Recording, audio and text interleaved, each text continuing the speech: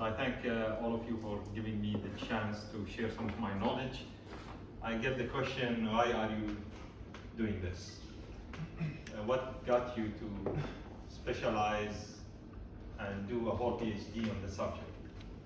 My starting point was around 12 years ago, a bit more than that, when I used to go to my father and say, look, Dad, I think we should institutionalize, create a holding company. Your branding, your reputation, your money, it's all over the place. I wasn't really a businessman. And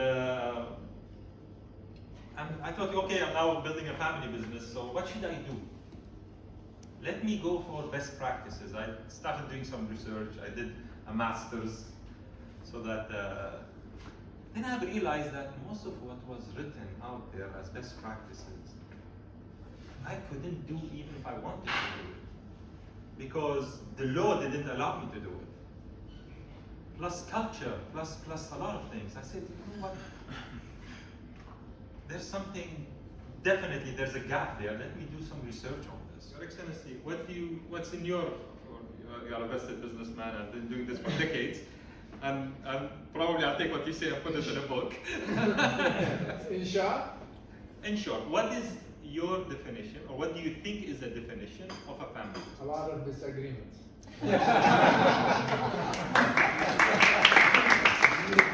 But academically, they couldn't prove it statistically.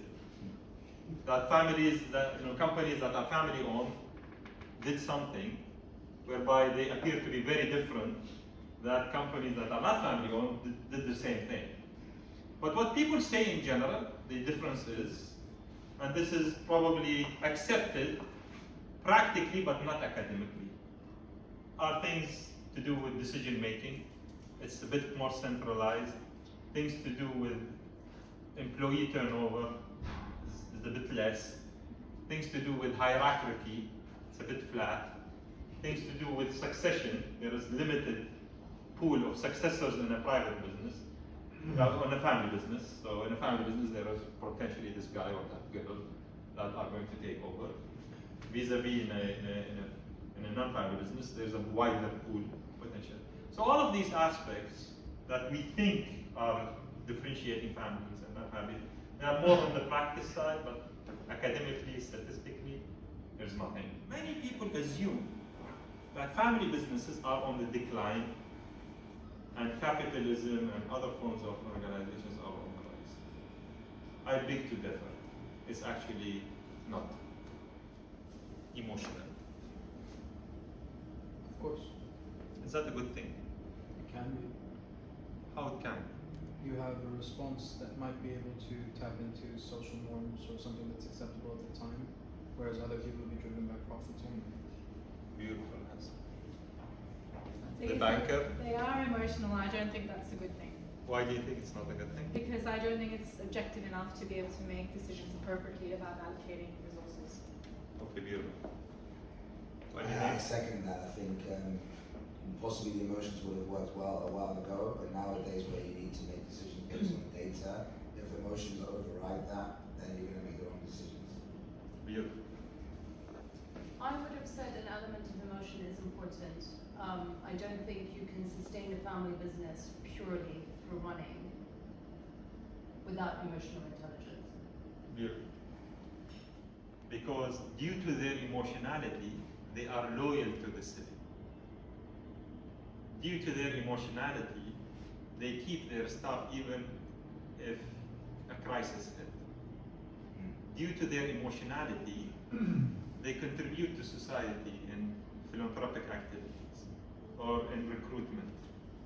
So they try to give jobs to the surroundings.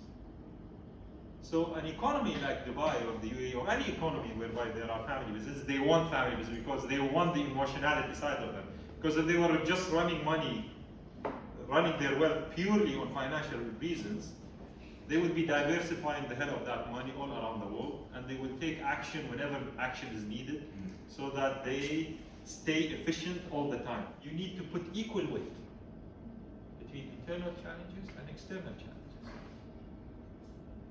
I need to know if I'm in the right environment to start with. What's the use of me setting up my shop whereby the environment is wrong. It's not supported. The Western countries, families went through hundreds of years of succession issues and families that are moving from a generation to another. They figured out their problems, they created trusts, they created structures, they started creating best practices. But all of that within their context. And here is the trick, context.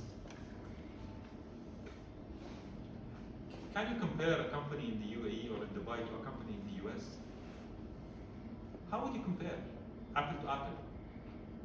You have to replicate everything, starting from the role of the government, the role of the financial market, banking relationship, public market, the role of governance, the legal system, the role of society, how does society play, religion, the role of human capital.